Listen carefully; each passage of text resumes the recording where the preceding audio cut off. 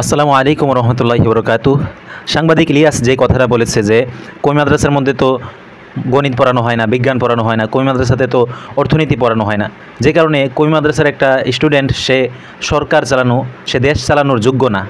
আমাদের মধ্যে অনেক ভাইদেরকে এই কথাটা বলতে শোনা যাচ্ছে যে বিশেষ করে কওমি মাদ্রাসা পড়ুয়া কিছু আলেম, কওমি মাদ্রাসা পড়ুয়া কিছু তলেবুল আলেমদেরকেও এই কথাটা বলতে শোনা যাচ্ছে যে কওমি মাদ্রাসার সিলেবাসের মধ্যে এখন আধুনিক বাস্তবমুখী শিক্ষা ব্যবস্থারও কিছু সংমিশ্রণের দরকার আছে, নয়তোবা কওমি মাদ্রাসার এই শিক্ষাটা ব্যাকডেটেড হয়ে যাচ্ছে।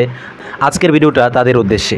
প্রিয় দর্শক, আপনারা হয়তো অনেকেই জানেন যে কওমি মাদ্রাসার সূচনা হয়েছে দারুল উলুম দেওবন্দের মাধ্যমে, আর দারুল উলুম দেওবন্দ প্রতিষ্ঠা হয়েছিল 1866 সালের দিকে। 1866 সালের আগে পৃথিবীতে কোনো কওমি মাদ্রাসা ছিল না। এর আগে আলিয়া মাদ্রাসাই ছিল। আলিয়া মাদ্রাসার যাত্রা শুরু হয়েছিল প্রায় 1780 সালের দিকে। 1780-র সময় থেকে আলিয়া মাদ্রাসা ছিল। তখনকার সময়ে আলিয়া মাদ্রাসা থেকেই কিন্তু যুগের শ্রেষ্ঠ আলেম তৈরি হয়েছিল।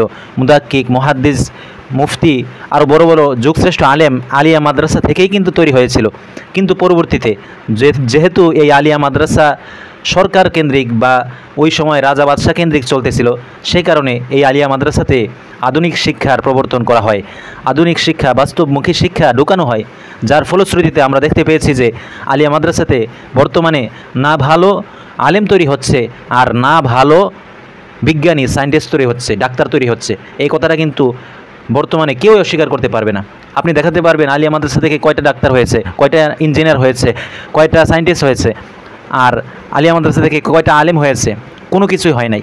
বোঝা গেল এই বাস্তবমুখী চিন্তাধারা আসলে এই নিখুঁত দিন চর্চার যে প্রতিষ্ঠান ছিল সেটাকে নষ্ট করেছে। এবং এই কথাটাও অত্যন্ত লজ্জার সাথে বলতে হয় যে আলিয়া মাদ্রাসার বিভিন্ন আলেমরা ভালোভাবে কুরআনুল কারিমের তেলাওয়াতি জানে না, কুরআনুল কারিম সুন্দরভাবে তেলাওয়াতি করতে পারে না।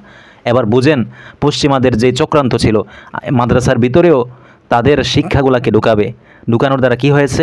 দিন নষ্ট করে দিয়েছে তারা। যেই একনিষ্ঠ দিনের চর্চা আলিয়া মাদ্রাসাতে হতো সেটা এখন আর হচ্ছে? এখন আর সেটা হয় না। এখন আপনি চিন্তা করেন কওমি মাদ্রাসাকে আপনারা উন্নতি করতে গিয়ে, উন্নতির দিকে নিয়ে যেতে গিয়ে যদি এখানেও বাস্তবমুখী আধুনিক শিক্ষার প্রবর্তন করেন, তাহলে আজ থেকে 10 বছরের পরের চিত্রটা আপনার সামনে আমি তুলে ধরতেছি। আজ থেকে 10 বছর পরে কি হবে? আজ থেকে 20 বছর পরে কি হবে? আজ থেকে 20 বছর পরে কওমি মাদ্রাসাতেও কোনো মুহাক্কিক, মুদাক্কিক আলেম তৈরি হবে না, আর কোনো সায়েন্টিস্ট, বিজ্ঞানী তো প্রশ্নই আসে না। এজন্য দিনও নষ্ট হবে, দুনিয়াও হাসিল হবে না। তখন আজ থেকে 10 বছর পরের চিত্রটা আপনার সামনে তুলে ধরলাম যে তখন কি হবে। এখন যেমন ম্যাক্সিমাম কওমি মাদ্রাসা পড়ুয়া শিক্ষার্থীরা দিনের ব্যাপারে খুব ভালো মাহের হয়, দক্ষ হয়, কিন্তু তখনকার চিত্রটা হবে যে সেখানে আর কোনো মুহাক্কিক, মুদাক্কিক ভালো আলেম তৈরি হবে না। এটা আপনি লিখে রাখতে পারেন। যদি এই কওমি মাদ্রাসার শিক্ষা সিলেবাসে আপনারা বাস্তবমুখী আধুনিক শিক্ষার প্রবর্তন করেন, তাহলে চিত্রটা এটাই হবে। যে ব্যক্তি মেডিকেল কলেজে ভর্তি হয় সে ব্যক্তি অবশ্যই ডাক্তার হওয়ার জন্য ভর্তি হয়, সে তো ইঞ্জিনিয়ার হবে না। যে ব্যক্তি কওমি মাদ্রাসাতে পড়াশোনা করে সে একজন মুহাক্কিক, মুদাক্কিক আলেম হওয়ার জন্যই কওমি মাদ্রাসাতে ভর্তি হয়। সে সেখানে কওমি মাদ্রাসায় পড়ে আলেমও হবে, আবার ডাক্তার হবে, ইঞ্জিনিয়ার হবে, সেই চিন্তা ভাবনা করে কওমি মাদ্রাসাতে ভর্তি হয় না। তার পিতামাতা, তার গার্ডিয়ানরাও এই চিন্তা করে কওমি মাদ্রাসাতে দেয় না যে সে একজন ভালো আলেমও হবে, আবার একজন ভালো ডাক্তারও হবে, এই চিন্তা করে দেয় না। বরং কওমি মাদ্রাসাতে শিক্ষার্থীরা পড়াশোনার উদ্দেশ্যই থাকে একজন ভালো আলেম হওয়া। নয়তোবা আলিয়া মাদ্রাসা তো আছেই, দিনের পাশাপাশি, দিনী শিক্ষার পাশাপাশি দুনিয়াবী শিক্ষার সংমিশ্রণে আলিয়া মাদ্রাসা তো আছেই। আর যারা বলতেছেন যে কওমি মাদ্রাসাতে এরকম, কওমি মাদ্রাসার শিক্ষা ব্যবস্থার সাথে আধুনিক শিক্ষার কোনো মিল নেই, যে কারণে আপনারা আমাদেরকে ব্যাকডেটেড বলেন। আচ্ছা, আলিয়া মাদ্রাসার কোনো আলেমদেরকে কি আপনারা আধুনিক আলেম বলেন নাকি? কোথায়? তারা তো দিনের এলেম শেখার পাশাপাশি দুনিয়াবী জ্ঞানও চর্চা করতেছে, দুনিয়াবী জ্ঞানও, তারা দুনিয়াবী শিক্ষাকেও চর্চা করতেছে। কোথায়? তাদেরকে তো ভালো আলেম বলেন না, তাদেরকে তো আধুনিক আলেম বলেন না। বোঝা গেল এখানে আধুনিক আলেম বা এখানে ব্যাকডেটেড এই সমস্ত কোনো বিষয় না। বিষয়টা হচ্ছে চক্রান্ত, কঠিন চক্রান্ত, ষড়যন্ত্র, যা বহু বছর ধরে রচনা করা হচ্ছে কওমি মাদ্রাসার গোড়াপতনের জন্য। কওমি মাদ্রাসাতে দিনী শিক্ষার পাশাপাশি কোরআন হাদিসের জ্ঞান চর্চার পাশাপাশি বর্তমান আধুনিক শিক্ষার সংমিশ্রণ কখনোই করা সম্ভব না, কখনো করা যাবে না।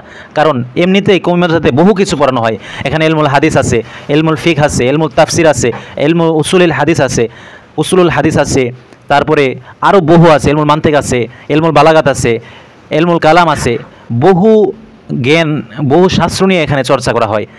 এর ফাঁকে দিয়ে আবার আধুনিক শিক্ষাকে ঢুকানো কখনোই সম্ভব না। তার দ্বারা দুনিয়াবী শিক্ষাও হাসিল হবে না, দিনের শিক্ষাটাও বরবাদ হবে। আপনাদের শিক্ষা, আপনাদের পড়াশোনা নিয়ে আপনারা থাকেন। আমাদের কোনো কওমি মাদ্রাসা পড়া কোনো শিক্ষার্থী, কোনো আলেম এই দাবি করছে যে তাকে সরকারি চাকরি দিতে হবে? দাবি করে নাই তো। সরকারি বিভিন্ন খাত আছে যেখানে ধর্মীয় লোক প্রয়োজন, ধর্মীয় শিক্ষার লোক প্রয়োজন, কিন্তু সেখানে দেখা যায় হিন্দু, অন্য ধর্মী লোকেরা চাকরি করতেছে। আলিয়া মাদ্রাসার মূল যে দায়িত্বে, সে সমস্ত দায়িত্বে আমরা শুনেছি ইসলামিক ফাউন্ডেশনের বিভিন্ন দায়িত্বে হিন্দু ব্যক্তিরা আছে। তাদের এখানে কী কাজ? এই সমস্ত বিষয়ে তো একজন দ্বীনের ব্যাপারে পরিপক্ক জ্ঞানী ব্যক্তির প্রয়োজন ছিল, কিন্তু তাও কওমি মাদ্রাসার কোনো শিক্ষার্থী এই দাবি করে নাই যে তাকে সরকারি চাকরি দিতে হবে, তাকে সরকারি কোনো সুযোগ সুবিধা দিতে হবে। এই দাবি আমরা কখনোই করি না। আপনারা আপনাদেরটা নিয়ে থাকেন, আমরা আমাদেরটা নিয়ে আছি, ভালো আছি আলহামদুলিল্লাহ।